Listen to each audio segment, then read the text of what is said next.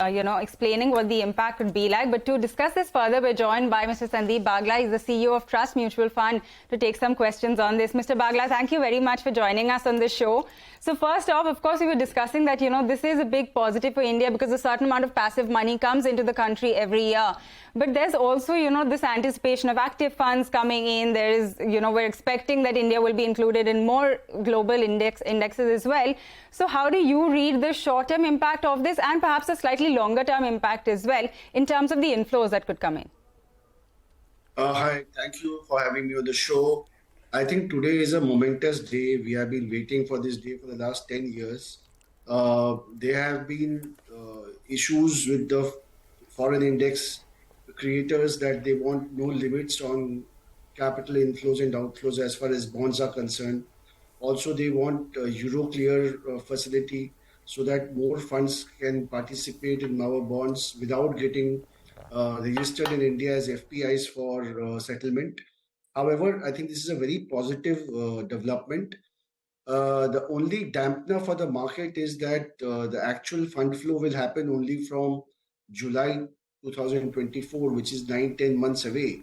So while it is a structural development, structural positive development, which will lead to both passive and active flows, this is some time away. And till that time, I think market will have to deal with the vagaries of the markets and the fact that oil price has gone up from 70 to 90, or the fact that US yields have risen from 4% to 4.5%. It will be a negative. Sandeep, if you can give us the range you expect for the 10-year bond yield itself in 2023 up until December, and your best guess for the next quarter as well. And a second part of the question, what would your advice be to debt mutual fund investors? Do you think that, people should at least tactically apportion more because there are gains to be made? Yes, Lata. I think the range currently, I would say for the current calendar year would be something like 710 to 730. Given the tight range that the market is trading in, even a 20 basis point seems to be a fairly wide range. And I think going forward, for the next year, I think we should be in the range of 675 to 7.5, more towards the interest rates on the downside. Are more likely because headline inflation should calm down. Interest rates have been hiked. My only concern, Lata, is that on a broad macro level, so much money has been printed by central banks that perhaps this is a time to question the premise that excess money does not create inflation. So we should probably look at what was happening before 2008 also. So I fear that so much money will create inflation, but that is more of a fear right now.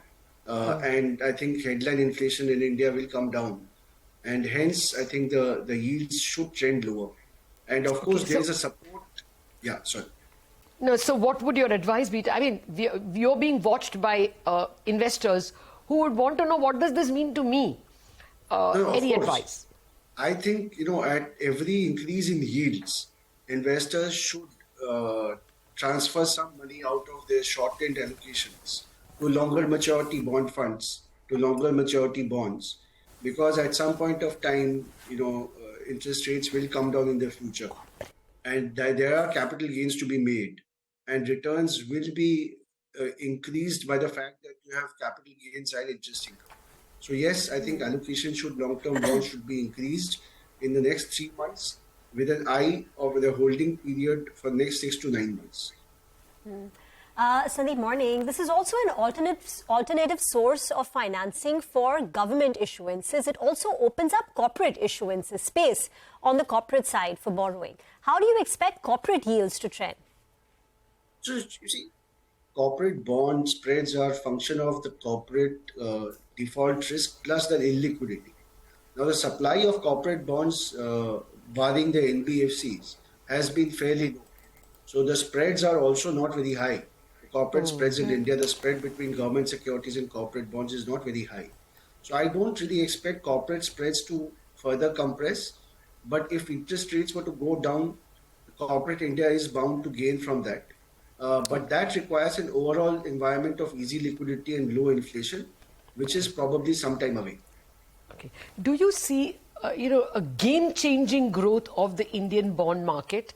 One, because, you could get this $50 billion of inflow, and the Reserve Bank's new rules are perhaps helpful for bond market. You can put any amount of corporate bonds as well in the hold to maturity category. So more corporates may prefer to borrow through bonds rather than through bank loans. And you can now take your held for trading bonds profit also to the P&L. So there is a greater interest in swapping and hedging. So is there a game-changing growth in the bond market? And again, what does that mean for corporates and for small people like us? So Lata, I think the big change that we are seeing today is the fact that we have been included, and as you rightly said, that it opens up the possibility of getting included in other indices also. So I think that is itself is a huge move. And coupled with the other moves that you mentioned, the fact that now the banks have more flexibility of putting bonds in HTM, especially corporate bonds in HTM. I think we are seeing, I think this is perhaps a watershed moment for us in Indian government bond markets and corporate bond markets. And, we have been making incremental positive changes in corporate bond market.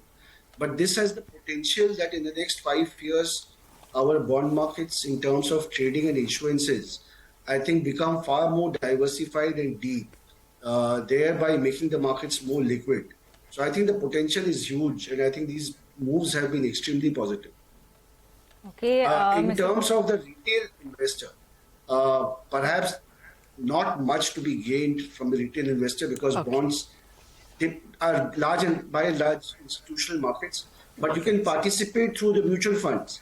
And since equity markets have already gone up so much, part of the money should come back to fixed income as part of the asset allocation. So how much would you expect the debt market flows to increase via mutual funds? See, I think so I don't know whether the debt market total inflows are going to increase or not. But if you categorize funds into short-term and long-term, short-term being less than 1 year maturity and long-term being more than 3 year maturity, I think a significant amount of money should over a period of time, over the next 3 months, should switch into the long-term bonds. Okay. So I expect anywhere between $5 to $10 billion to switch from short-term maturities to long-term maturities in mutual funds. Mr. Bagla, great conversation. Thank you very much for joining in. Need to get into a very short break. We'll come back and put the spotlight on cryptocurrencies. Manisha will be here to give us a lowdown.